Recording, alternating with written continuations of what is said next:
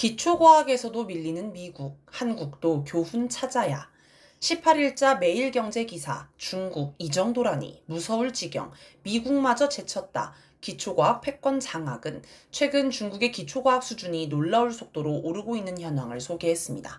기사는 첨단 기술 경쟁력에 이어 기초과학 패권마저 중국이 가져가고 있다라며 미국이 객관적인 지표에서 중국에 뒤처졌다고 평가했습니다. 기사가 소개한 객관적 지표는 세계적 학술지 네이처가 최근 발표한 2025 네이처 인덱스의 세계 연구 선도 기관 순위입니다. 순위를 보면 기초과학 분야 상위 10곳 가운데 8곳이 중국이었습니다. 1위는 중국과 학원으로 압도적인 실적으로 2위인 미국의 하버드 대학교를 2배 이상의 점수로 따돌렸습니다. 기사는 트럼프 대통령이 연구개발비를 삭감하는 등 미국의 연구 생태계를 망치고 있다는 평가가 나오는 가운데 실력 있는 연구자들이 대거 미국을 떠나고 있기 때문에 앞으로 미중 격차는 더 벌어질 것으로 전망했습니다.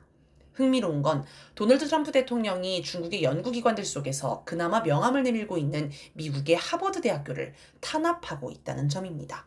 트럼프가 미국 최고의 대학으로 꼽히는 하버드를 탄압하는 건 하버드가 자기 말을 듣지 않고 저항하기 때문으로 보입니다.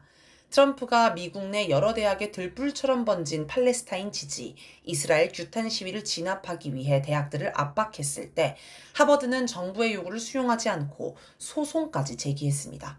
헌법상 표현의 자유와 대학의 자율성을 침해한다는 것이었습니다. 그래서 트럼프가 본보기로 하버드를 휘어잡으려는 것으로 보입니다.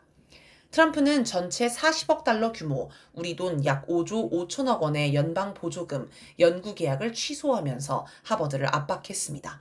그런데 하버드는 자체 재정이 탄탄해서 이런 재정 압박으로는 굴복시킬 수 없었습니다. 그러자 트럼프는 하버드의 유학생 등록을 금지하는 초강수를 두었습니다. 국토안보부가 대학에 제공하는 학생 및 교환 방문자 프로그램 인증을 박탈한 것입니다. 이어 전체 학생의 약 27%에 달하는 외국인 유학생을 쫓아내는 전례 없는 조처를 취했고 하버드에 기부하는 사람에게 주었던 면세 혜택도 박탈하겠다고 위협했습니다. 이 때문에 하버드 인재들이 미국을 떠나기 시작했고 이걸 노린 다른 나라들이 인재 영입에 공을 들이고 있습니다. 5월 16일자 조선일보 기사 미 떠나는 고급 인재들 기회다. 각국 앞다퉈 인재 유치 총력에 따르면 미국의 과학자 4명 중 3명은 트럼프의 정책 때문에 미국을 떠날 고민을 하고 있다고 답했다고 합니다. 이에 호주 전략정책연구소는 100년에 한 번 나올까 말까한 인재 확보 기회라며 정부의 인재 영입을 촉구했고 유럽연합 EU는 유럽을 선택하라라는 과학연구 종합지원 계획을 내놨습니다. 이처럼 미국에서는 과학기술의 미래가 안 보입니다. 과학기술은 미래산업으로 연결되어 경제력에 영향을 주며 첨단 무기 개발 등 군사력에도 영향을 줍니다. 미국의 모습을 보며 우리나라도 교훈을 찾아야 합니다.